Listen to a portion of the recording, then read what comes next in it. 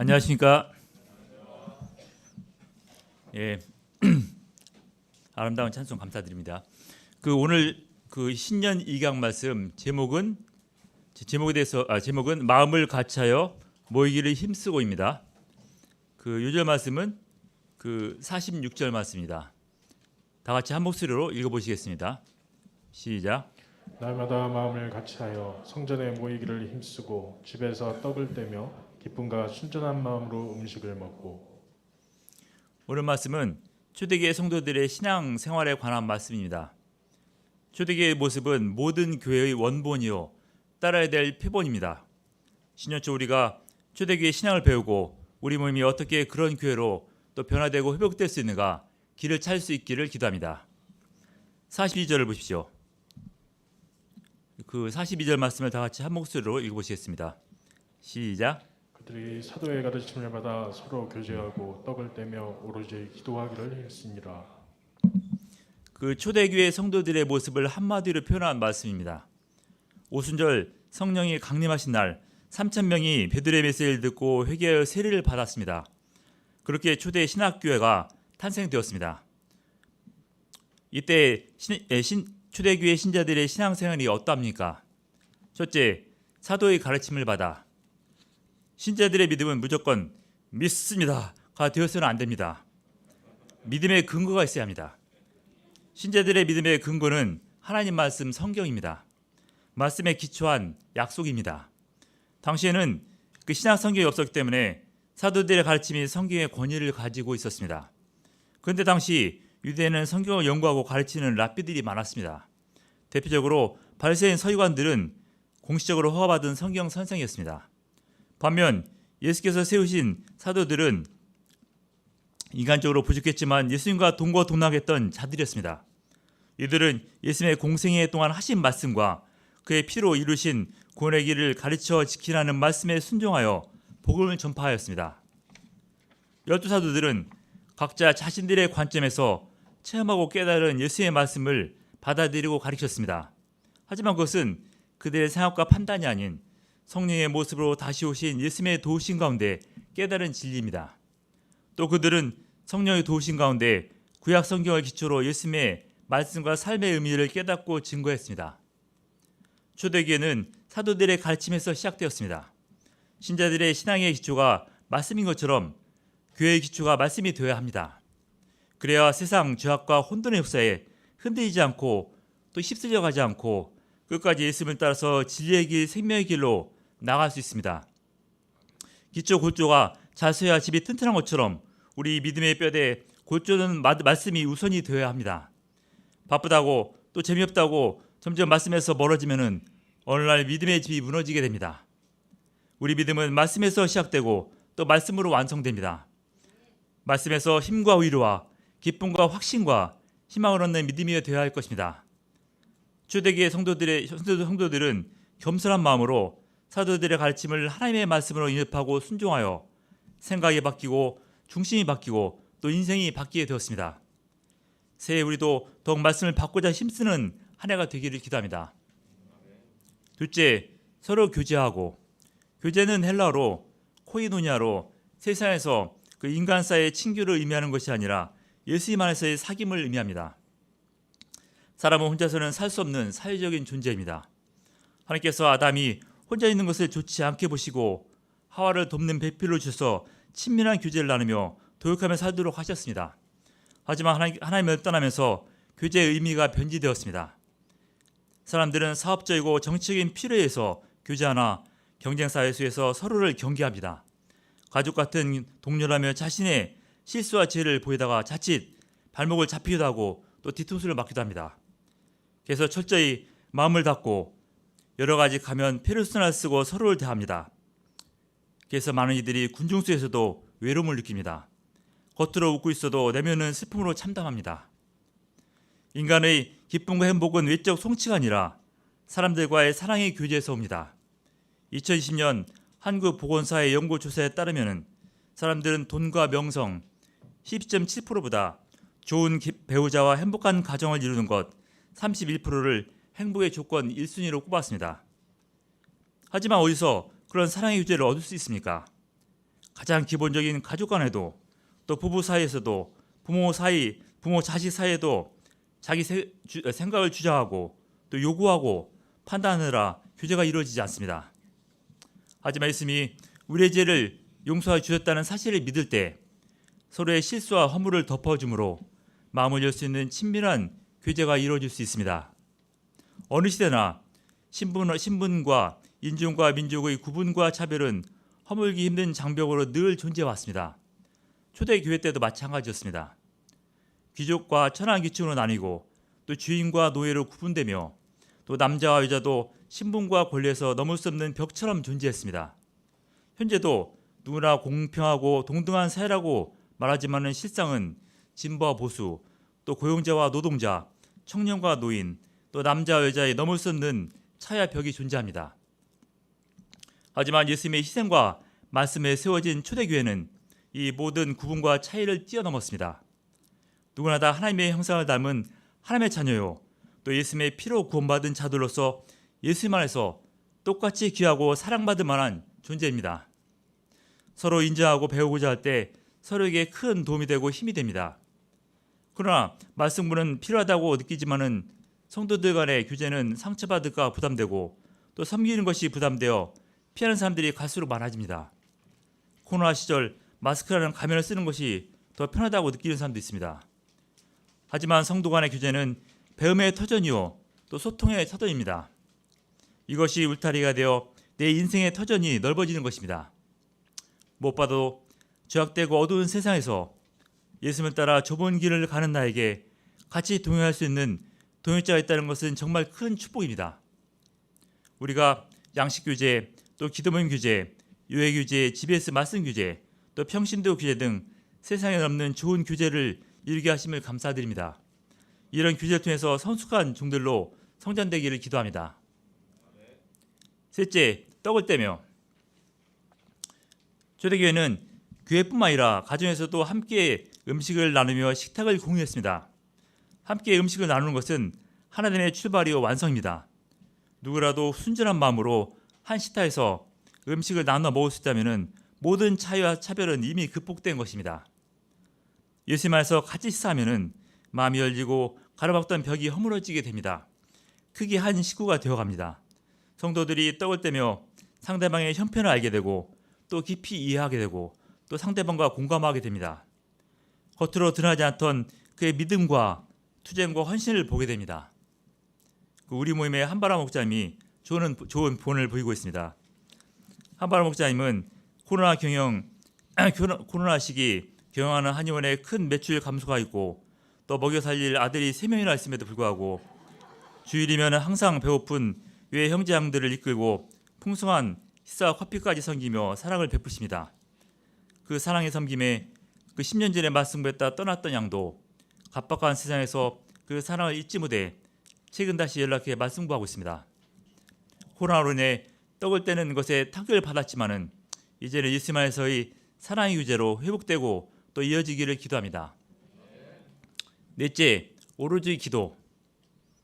초대교회는 성령을 갈망하며 힘을 다해 기도하는 다락방에서부터 시작되었습니다. 또 성령이 임하고 성령과 동행하면서 더욱 기도에 힘썼습니다. 왜냐하면 말씀과 기도 가운데 나 함께 하시고 교회를 인도하시는 성령을 깨닫고 동행할 수 있기 때문입니다.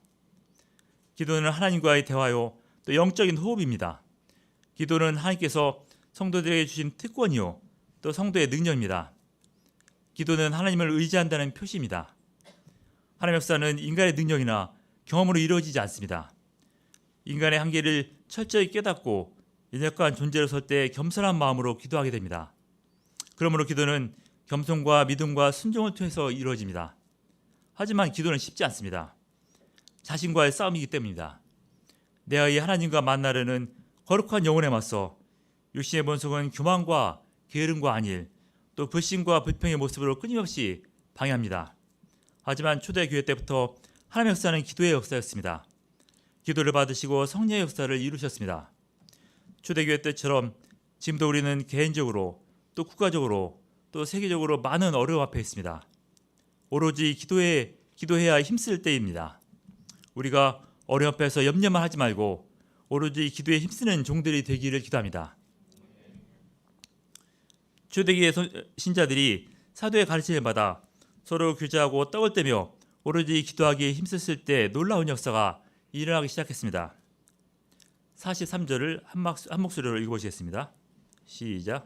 사람마다 두려워하는데 사도들로 말미암아 기사와 표적이 많이 나타나니 사람들이 초대교회 사도들에게 느꼈던 두려움은 공포가 아니라 경외심과 존경입니다. 사도들로 말미암아 많은 기사와 표적이 나타났습니다. 대표적으로 성전 앞에서 구걸하던 안진병에게 베드로와 요한이 말씀을 선포하자 걷게 되었습니다. 은과 금은 내게 없거니와 내게 있는 이것을 내게 주노니 나사렛 예수 그리스도의 이름으로 일어나 걸으라. 사도들의 기적과 표적은 주님께서 함께 하신다는 증거가 됩니다. 증거가 나타나는 교회가 참 교회입니다. 현재도 어떤 교회에서는 치유의 능력과 또 예언의 능력이 나타납니다. 하지만 기도와 말씀이 기본이 되지 않으면 그런 기적은 잠시 사람들을 놀라게 하지만 경외심을 줄 수 없고 또 일시적일 뿐입니다. 매주 세상에 이런 일이 라는 TV 프로그램에서 신기한 능력과 기적을 보이는 사람들이 많이 출연합니다. 하지만 사람들이 그들을 스승으로 경외심을 가지고 따르지 않습니다. 왜냐하면 그런 기적은 신기하고 재밌는 일이지만은 사람을 변화시킬 수 없기 때문입니다. 진정한 기적과 표적은 하나님의 말씀과 기도로 인해서 죄악된 사람이 거듭나고 변화되는 것입니다. 우리 모임에서 말씀과 기도로 많은 사람들이 변화되는 기적과 표적을 볼 수 있기를 기도합니다. 44절, 45절을 보시죠. 다 같이 한 목소리로 읽어보시겠습니다. 시작.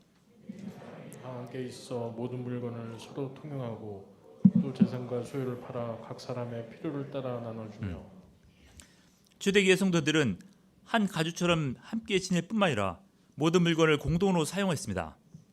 가난한 자와 부자가 함께하고 또 주인과 노예가 함께하는 초대교회에서 모든 물건을 공동으로 사용한 것은 어떤 기적과 또 표적보다도 놀라운 역사입니다. 그것은 가장 원초적인 인간의 본성을 부인하는 것입니다. 공산주의는 물질을 모든 인간 문제의 원인으로 보고 또 모든 물질을 공동 분배하며 이 땅에 천국을 만든다고 선전했지만 실상은 권력을 가진 지배층이 부자의 재산을 빼앗아 사유하며 백성들은 똑같이 가난하게 만들었습니다. 하지만 초대교회에서 부자는 제도나 시스템이 아니라 자발적으로 가난한 자들을 위해서 자신의 재산을 팔아서 나누었습니다.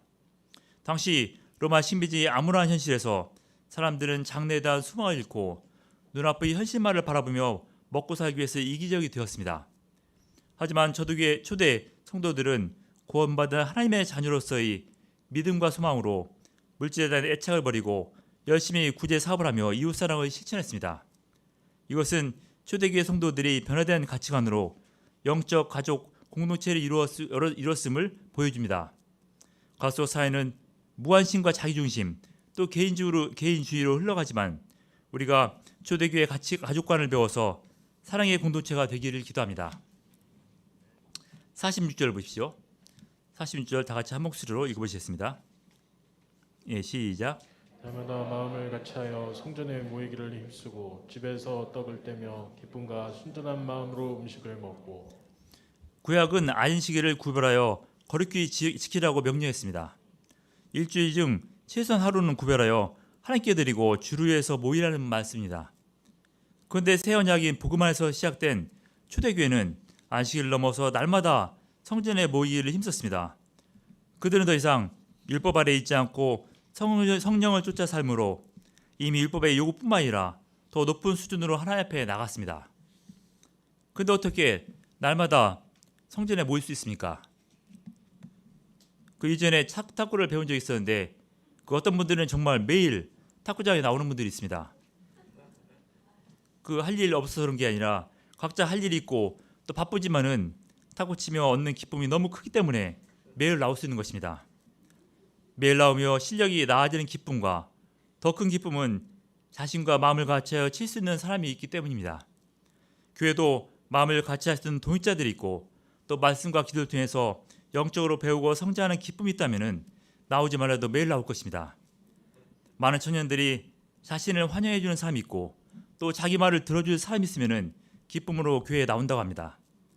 하지만 무엇보다도 예수를 만나고 또 그 사랑을 체험하는 이는 기쁨으로 매일 나옵니다. 초대교회 성도들은 또한 집도 가정교회처럼 개방하여 초청하며 음식을 나누었습니다. 그들은 오직 예수님의 사랑에 감동받아 성도들을 기쁨과 순전한 마음으로 섬겼습니다. 그들은 예수님의 사랑으로 가정을 교회처럼 만들었고 또 교회를 가정처럼 만들었습니다.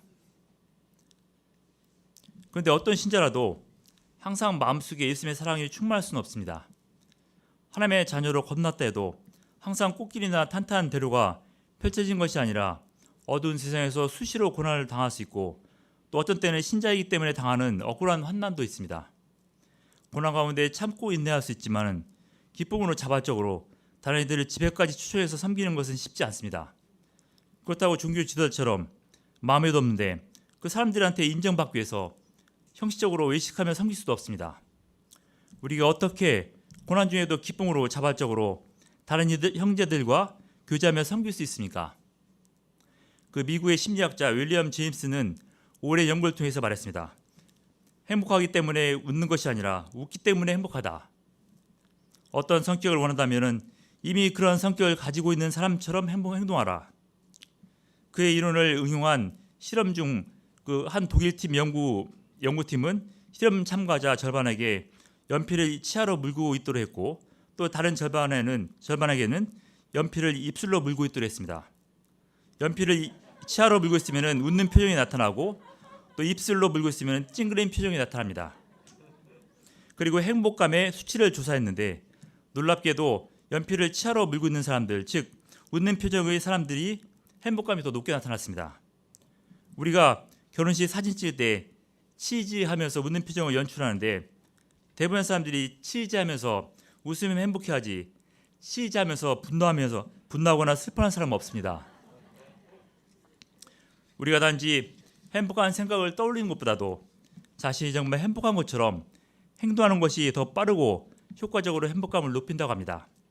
고개를 똑바로 들고 경쾌하게 걷고 또 행복한 얼굴로 이야기하고 또 춤추고 노래하며 또 웃으며 박수를 치고 또 좋아하는 일을 적극적으로 찾아서 하면은 정말 행복해질 수 있는 것입니다.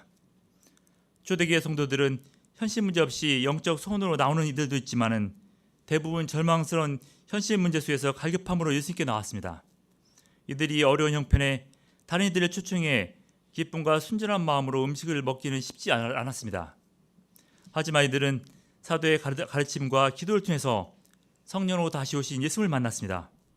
예수님과 동행하며 자신들도 결국 힘든 세상의 나그네의 삶을 마친 후 예수님처럼 영광스럽게 부활하여 천국으로 올라갈 것을 깨달았습니다. 그 믿음과 소망으로 그들은 자발적으로 또 기쁨으로 매일 성전에 달려하고 또 동역자들을 누추한 집까지 초청해 기쁨과 순전한 마음으로 음식을 대접할 수 있었습니다. 그들이 기쁨으로 또 자발적으로 베풀며 섬길수록 부활의 믿음과 소망은 더욱 견고해졌습니다. 우리가 고난 가운데 절망과 슬픔과 분노를 절제하지 못하고 빠진다면 설사 고난을 지나가도 그 늪에서 헤어나가기 어렵습니다. 절망, 슬픔, 분노는 단순한 인간의 감정을 넘어 사단의 집에 주관하는 강한 세력으로 한번 그 세력에 사로잡히면 쉽게 빠져나오기 어렵습니다. 마음속 분노를 참으면 병이 생긴다고 해서 힘들 때마다 분노하면 어느새 분노의 종이 됩니다.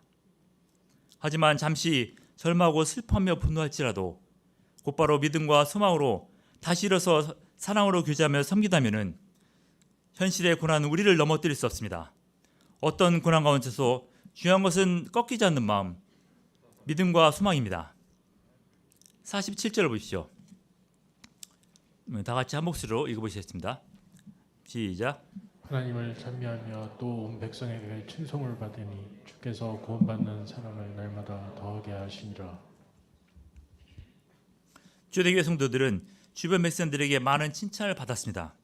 처음에는 사도들의 기적 때문에 관심을 가졌지만 더 큰 기적인 고난 중에서도 진실하게 예수님을 따르며 서로 자발적으로 또 기쁨으로 섬기는 모습에 감동을 받았습니다. 그리스도인들이 믿는 신앙의 내용은 세상 사람들에게 부담이 되거나 조롱이나 배척의 대상이 되기도 합니다. 예수님의 십자가가 나의 죄를 용서한다는 진리나 또 예수님의 부활을 믿으면 나도 죽음을 이긴다는 진리는 그 세상 사람들에게 쉽게 받아들이지 않습니다. 하지만 성도들은 부활을 믿음으로 십자가를 지는 자신들의 삶을 통해 신앙을 증거했습니다. 오늘날 교회 지도자들과 신자들이 사회로부터 많은 비난을 받는 것은 믿음의 내용 때문이 아닙니다. 믿는다고 하지만 여전히 거짓되고 탐욕적인 외식 때문입니다. 불신자들은 신자가 전하는 말씀을 온전히 깨닫지 못해도 신자의 헌신적이고 희생적인 사랑과 또 거짓없는 진실된 삶을 보고 감동을 받습니다.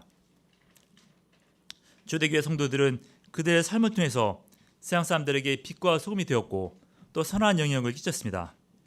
어두운 세상에서 죄악된 인간의 실존을 깨달은 백성들이 점차로 교회로 나오며 구원받는 성도의 숫자가 날마다 더하게 되었습니다. 초대교회의 모습은 장차 모든 신자들이 도달할 천국의 모습입니다. 말씀과 기도 가운데 예수님과 함께하며 또 서로 사랑으로 교제하는 모습은 이 땅에 실현된 천국의 모습입니다. 말씀을 준비하다 보니 과거 우리 모임이 초대교회의 모습이었다는 것을 깨닫게 되었습니다. 우리 모임은 그 어느 모임보다도 성경 중심이었습니다. 예전에 자유도 없는 대학생들이 성경을 가리키는 것을 반대하는 이들이 있었지만은 현재 많은 교회가 우리의 철저한 말씀 중심의 역사를 벤치마킹합니다. 또 과거 센터에 어떤 양이 오더라도 모든 목자님들이 반갑게 맞아주었습니다. 양은 자기도 모르는 이가 이름을 부르며 맞아주는 것이 이상했지만은 이미 모든 목자님들이 그 양을 위해서 기도하고 있었습니다. 또 센터가 좋았지만은 목자님들은 수시로 양과 동역자들을 가정으로 초청해 식사하고 교제를 나눴습니다. 대학생들이 군사 정권의 반발에 데모하던 시절에 절망한 많은 대학생들이 우리 모임의 신앙을 보고 말씀하며 예수님을 만났습니다. 그러나 현재는 많이 변했습니다. 코로나 3년의 시간이 지나며 누구나 마스크를 쓰는 데 익숙해져 센터에서도 집체적인 만남과 대화가 힘들어지고 또 같이 식사하는 것조차 힘들게 되었습니다. 이제 위드 코로나 시대가 되었지만은 언제부터인가 서로에 대한 관심과 또 공감이 줄어들고 또 자발적이고 기쁜 섬김이 드물어졌습니다. 센터 건물은 커졌지만은 영향력은 줄어들었습니다. 최근 사회적으로 초심으로 돌아가자는 말이 많이 나옵니다. 그것은 처음에 목표의식과 열정을 되찾자는 것입니다. 기본과 원칙으로 돌아가자는 것입니다. 우리는 초심으로 돌아가야 합니다. 초대교회의 기본과 원칙, 순수와 열정으로 돌아가야 합니다. 그럼 어떻게 초대교회의 초심으로 돌아갈 수 있습니까?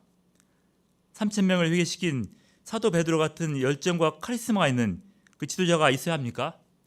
아니면 모든 이들이 지킬 수밖에 없는 그 제도나 시스템을 만들어야 합니까? 한 사람의 지도자나 또 제도보다도 더 중요한 것은 성도 각 개인의 신앙입니다. 사실 초대교회 성도들이 지키려고 힘썼던 네 가지는 우리도 모두 아는 내용입니다. 매년 신년초마다 많은 분들이 말씀과 기도 투쟁을 위해서 또 예수님의 사랑으로 교제하며 섬기는 그 요절 말씀을 잡지만은 작심삼일에 그치는 경우가 많아 절망합니다. 하지만 그래도 방법은 있습니다. 3일에 한 번씩 작심하면 됩니다. 즉 1년에 100번 작심하면은 신년초 결심한 목표를 이룰 수 있습니다. 사도 바울은 더 확실한 방법을 제시했습니다. 이 말씀을 같이 읽어보시겠습니다. 고린도전서 15장 31절입니다. 예, 시작.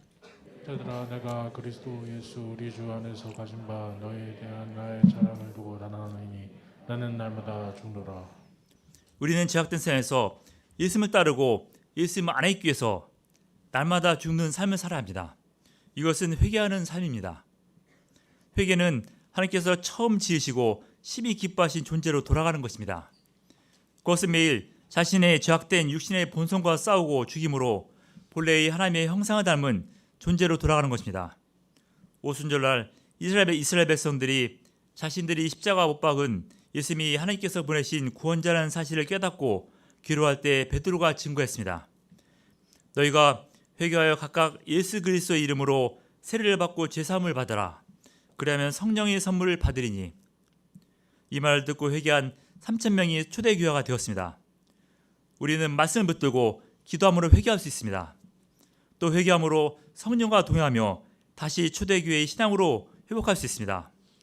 우리가 올해 날마다 마음을 같이하여 성전에 모여 말씀과 기도 가운데 힘쓰며 성령을 쫓는 신앙생활을 할 수 있기를 기도합니다.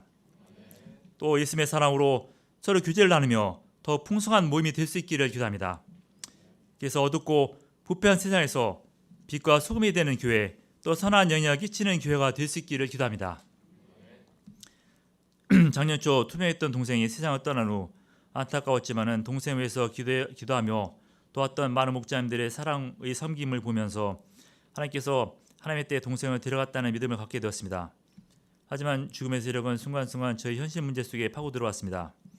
마승부했던 형제들이 장래 문제의 불신 가운데 모임을 떠났고 또 연말에 둘째 자녀가 수능 한 달 전에 다시 기흉으로 입원했습니다. 직장에서도 환자들의 불평과 또 직원들의 불만에 큰 스트레스를 받게 되었습니다. 하나님께 대한 불신과 불평이 들어오면서 현실의 두려움과 분노와 혐오가 밀려 들어왔습니다. 하지만 목자로서 습관적으로라도 형식적으로라도 말씀을 붙들고 전하면서 또 기도하면서 나와 함께 하신 하나님의 손길을 붙들 수 있었습니다. 허무하게 사라질 인생을 권능의 손길로 구원해 주시고 끊임없이 현실 문제에 매이는 저를 말씀을 전하는 목자로 불러주시며 하나님의 역사 가운데 쓰임받으며 열매 맺는 인생으로 인도하셨습니다. 내가 소유하고 이룬 것들이 손해볼 때 불신하고 불평했지만은 사실 나의 모든 소유와 성취도 다 하나님의 선물이요 은혜였습니다. 이따가 이해할 수 없는 현실 문제로 정체될 때도 있지만은 지나고 보면은 하나님께서 인도하시는 가장 안전하고 빠른 지름길이었습니다. 제가 새해 하나님을 믿음으로 어떤 형편에서든지 예수의 말씀을 증거하며 예수의 사랑으로 교제하며 또 감사와 기쁨으로 하나님 역사에 쓰임받을 수 있기를 기도합니다. 초대교회는 강대한 로마 제국 밑에서 겨자씨처럼 미약하고 보잘것없는 존재였습니다. 하지만 사도의 가르침을 받아 서로 교제하고 떡을 떼며 오로지 기도하기에 힘쓴 그들의 신앙은 결국 로마 제국을 정복하고 더 나아가 온 인류에게 가장 큰 영향을 끼치는 생민력이 되었습니다. 지금 우리도 매일 마음을 같이하여 성전에 모이고 또 말씀과 기도 가운데 사랑으로 교제하며 어두운 세상에 선한 영향을 끼치는 예수님의 제자들이요 또 복음적인 교회가 될 수 있기를 기도합니다. 기도하고 마치겠습니다. 사랑하는 주마시 하나님, 오늘 초대교회의 신앙을 배웠습니다. 우리가 매일 말씀과 기도로 성령과 동행하며 또 사랑으로 교제하며 어두운 세상에 빛과 소금이 되는 교회, 또 영향력을 끼치는 교회가 될 수 있기를 기도합니다. 예수님의 이름으로 기도드렸습니다. 아멘.